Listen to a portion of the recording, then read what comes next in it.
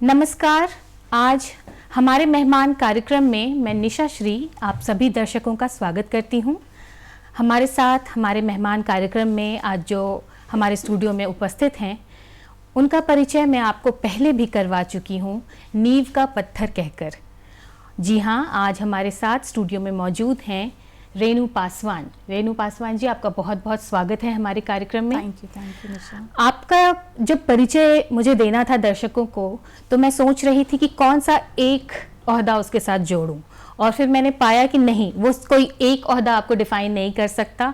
आप एक motivational speaker हैं, आप जेंडर एडवोकेट हैं, आप सामाजिक कार्यकर्ता हैं, और उससे भी बड़ी बात कि जो इंटरनेशनल लेवल पे 100 शक्तिशाली प्रभावशाली महिलाओं का चुनाव हुआ है, उसमें आप अपना एक स्थान बनाती हैं G100 में।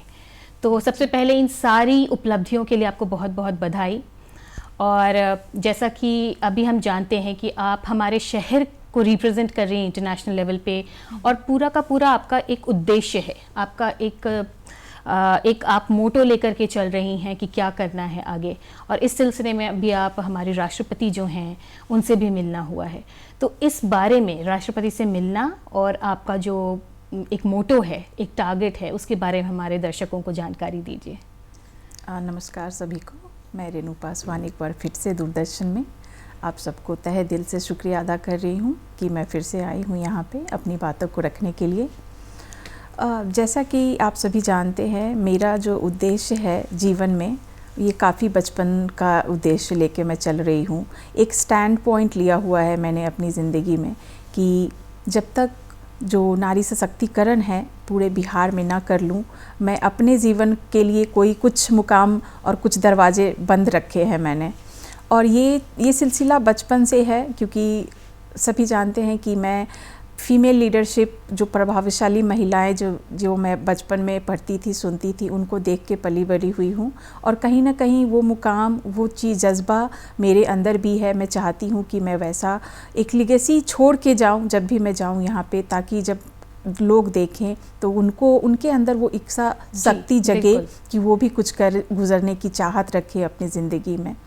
और ये करते करते मुझे अब ऑलमोस्ट 20-22 साल हो चुके हैं जब मैं यहाँ से घर से निकल के बाहर गई, अपने आप को एजुकेट किया, बहुत सारे एक्सपोज़र मिले, और मैंने दिन दुनिया जाना कि क्या होता है, किस तरीके से हमें अपनी लड़ाई खुद ही लड़नी होती है। और इसी क्रम में जब मैंने बिहार की जर्नी चालू की, लास्ट 2 सालों में मैं बिहार में हूँ। हर गांव, शहर, जितने भी जगह हुए, जज्बे हैं, हर जगह मैं घूमती रहती हूँ और एक्सपीरियंस करती हूँ कि मुझे क्या करना है, कैसे इस चीज़ को एक लाइन पे, एक ट्रैक पे लाना है। और इसी बीच मेरी मुलाकात भी राष्ट्रपति द्रौपदी मुर्मू जी से हो गई। तो ये बहुत सौभाग्यशाली की बात है मेरे लिए और मेरे पूरे समाज के लिए। दो मैं अकेले गई थी, लेकिन इसका जो श्रेय है मैं अकेले नहीं लेना चाहती हूँ, क्योंकि इसमें मेरे वहाँ तक पहुँचने में सभी देश के सभी महिलाएं और जितने भी लोग हैं, सबका प्यार, आशीर्वाद हमेशा बना रहा है मेरे साथ। और शायद इसी वजह से मुझे ये बड़ा मुकाम भी मिला कि मैं मिलूँ। और मैंने सभी को नेतृत्व किया है वहाँ पे, हर एक महिला को। और वहाँ पे उनसे मिलके काफ़ी अच्छा लगा, जिस तरीके से मैडम ने मुझे समझाया कि मैं किस तरीके से बिहार में अपने आयोग बना के, किस तरीके से बिहार सरकार के साथ मिलके मैं काम कर सकती हूँ। ये छोटा मुहिम नहीं रहना चाहिए, इसको बहुत बड़ा और पूरे बिहार में आना चाहिए। कहीं ना कहीं मैम भी यही चाहती हैं कि मैं इस मुहिम को, जो मेरा एक मैंने नया प्रोजेक्ट डेवलप किया है, ई ऑफ द नेशन, मैं चाहती हूँ कि ये हर गली गली, हर घर घर में पहुँचे और लोग इससे इंस्पायर्ड हों और अपने ज़िंदगी में उस चीज़ को इम्प्लीमेंट करें, हमेशा लाएं, माँ बाप को समझाएं, पेरेंट्स को समझाएं, स्कूल कॉलेजेस में इसकी ज़िक्र हो। और ये एक अब पावरफुल अब मोटो है बिहार का, और ये चीज़ मैं करके रहूँगी, मैं कर भी रही हूँ। बस चाहिए तो आप सबका सपोर्ट चाहिए बस।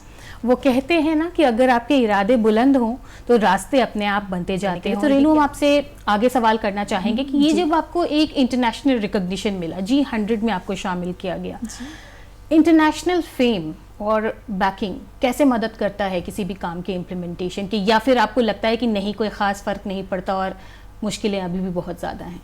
एक्चुअली मैं यही बोलूँगी कि फेम या फिर जो इंटरनेशनल बैकएंड जो हमें मिल जाता है, दो वो एक टाइटल है कि आप कहीं पे जाते हैं, उस चीज़ से लोग जानते हैं कि इनको ये सम्मान मिला हुआ है या ये इस लिस्ट में है, ये किसी चीज़ को रिप्रेजेंट कर रही हैं, लेकिन सही मायने में इसका इतना उपयोग नहीं होता है। वो आपके काम से होता है, जो आपने बचपन से जो चीज़ लेके चल रहे हैं, या आपका जो भी एक पर्पस है लाइफ में, विजन या मिशन है लॉन्ग टर्म, काम एक्चुअली वही देता है।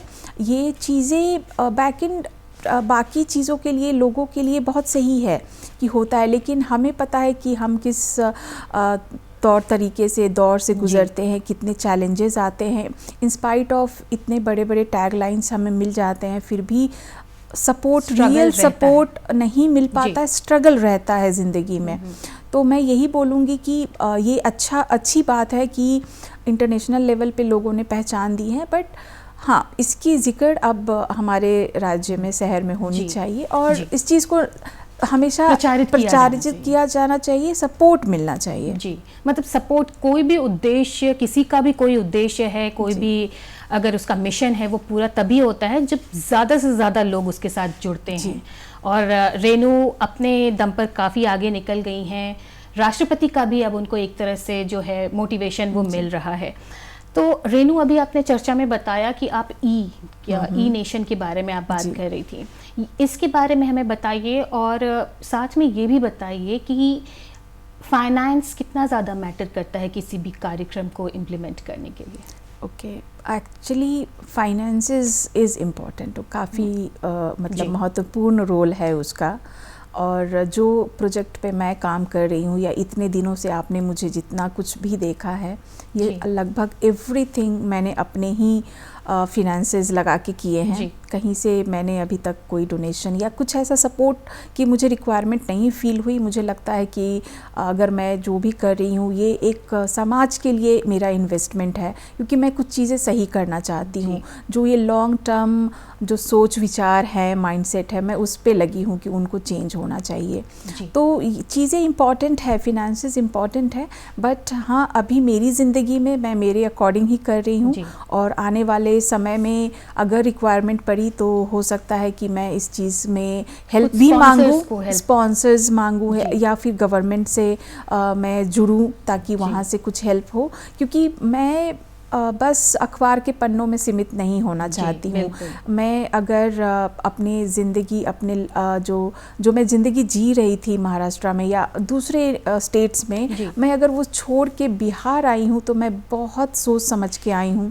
मुझे पता है कि यहाँ पे मुझे चैलेंजेस फेस करने होंगे, जो मैं कर रही हूँ, लेकिन मैं घबरा नहीं रही हूँ। मैं बहुत पॉज्ड हूँ, काम हूँ, और चीज़ों को समझ रही हूँ, और अपने जज्बे को आगे बढ़ाते जा रही हूँ। ई ऑफ द नेशन, इससे जुड़ा हुआ कुछ है?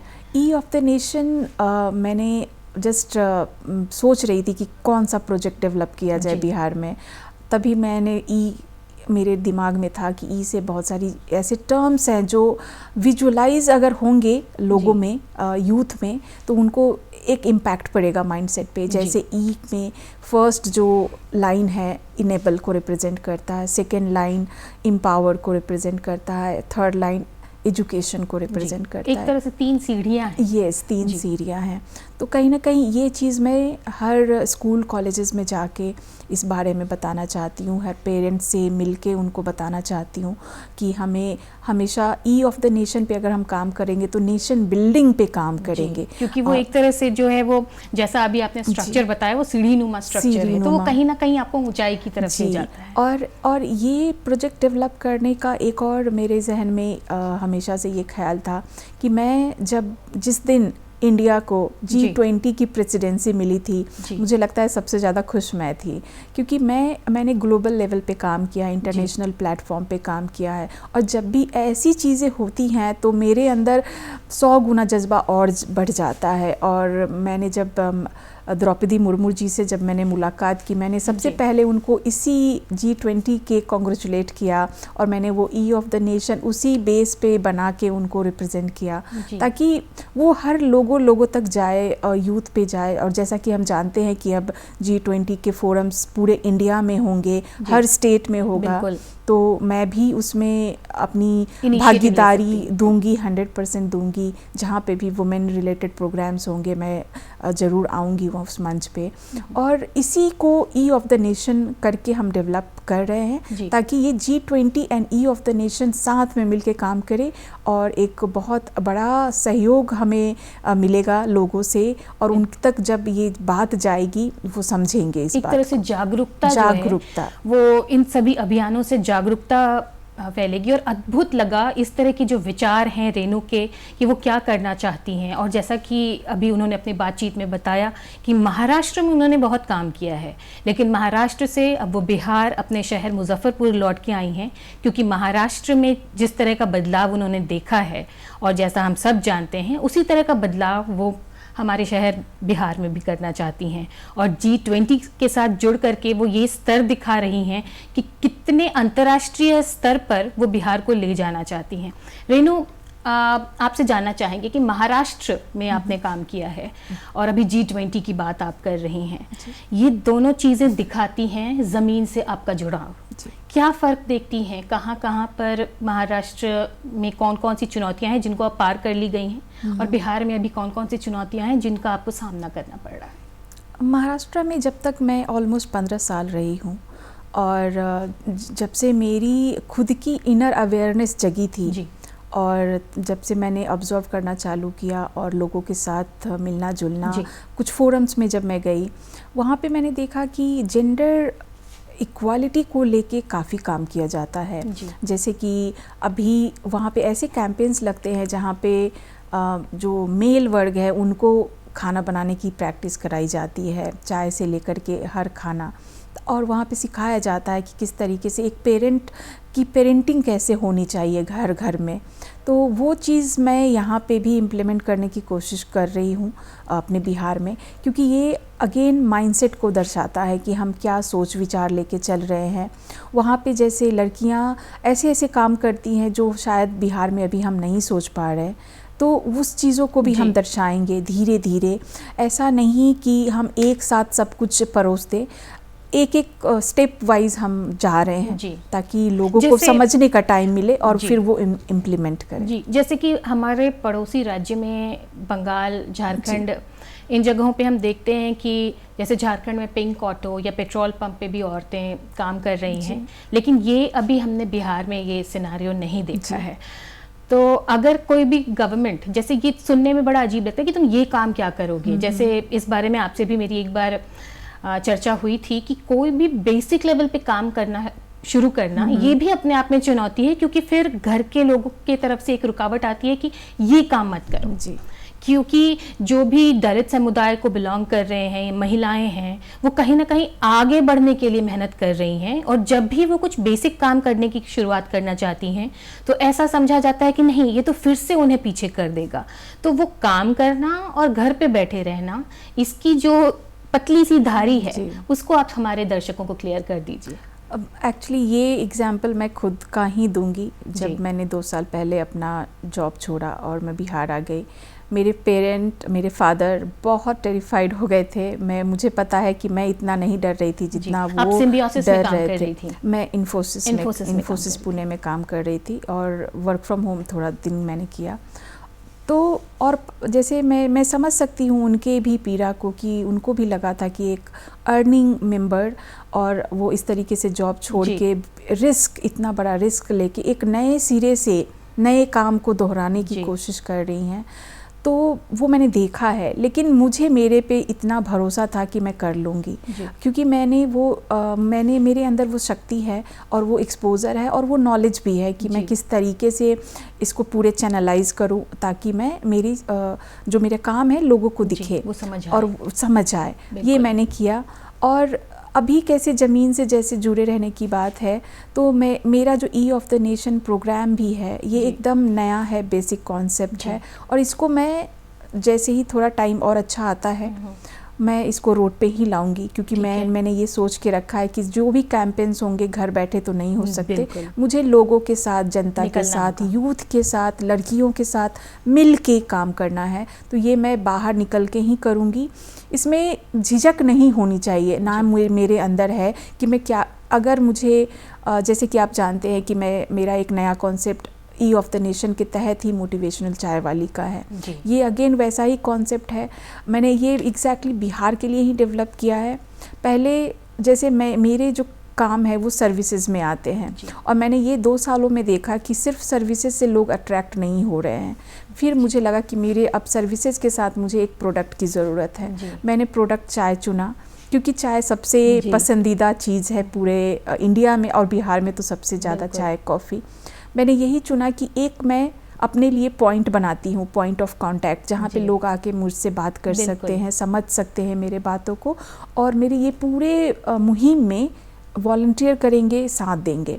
तो मैंने ये चाय का एक कॉन्सेप्ट डाला है कि मैं ये करूँगी, लोगों से जुड़ूंगी और इस चीज़ को आगे लेके जाऊँगी। ई ऑफ द नेशन के तहत मैंने ऐसा एक टारगेट रखा है कि फर्स्ट 5000 यूथ को मैं ट्रेन करना चाहती हूँ, मोटिवेट करना चाहती हूँ, चाहे वो अपनी स्टोरी हो, दूसरों की स्टोरी हो, इंस्पायरिंग स्टोरी हो और कुछ ऐसे बिहेवियरल कॉन्सेप्ट्स जो हम पढ़ते हैं जो प्रोफेशनल लाइफ में एग्जैक्टली प्रोफेशनल लाइफ में ज़रूरी है। इन सब चीज़ों को मैं लेके मैं इसको एक प्रोजेक्ट बना के मैं करना चाहती हूँ। तो ये मोटिवेशनल चाय वाली तो एक तरह से कहते हैं ना कि जब हमारे प्रधानमंत्री ने भी कहा था कि जब रोजगार की समस्या आई थी और पकौड़े बेचने वाली बात उन्होंने कही थी कि बहुत लोगों ने उसको हास्यप्रद बना दिया गया था, लेकिन ये या फिर रेणु पासवान जब ये स्टेटमेंट कहती हैं कि मैं मोटिवेशनल चाय वाली जैसा कुछ प्रोजेक्ट शुरू कर रही हूँ, तो इसका उद्देश्य आपके काम को या आपकी काबिलियत को नीचा दिखाने का नहीं होता है।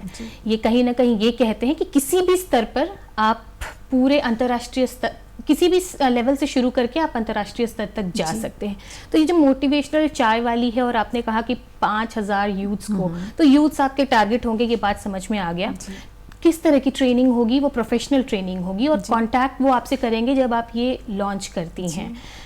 क्या ट्रेनिंग का बेसिस क्या होगा? किस चीज़ से रिलेटेड ट्रेनिंग आप उनको देंगे? ओके, सो तो ट्रेनिंग जो होगी ई ऑफ द नेशन के तहत मैंने उसमें कम्युनिकेशंस स्किल डाला है, कुछ बिहेवियरल जो कॉम्पिटेंसी बेस्ड ट्रेनिंग होती है, जैसे कि हम किससे किस तरीके से बात करते हैं, कैसे पलट के जवाब देना होता है, सेइंग नो, कहाँ पे येस बोलना है, कहाँ पे नो बोलना है, कॉन्फिडेंस बिल्डिंग, लड़कियों में अपने पेरेंट्स से वो कैसे बात करें, कैसे इन्फ्लुएंस करें, तो इन्फ्लुएंशियल जो स्किल्स होते हैं उस पे हम चर्चा करेंगे।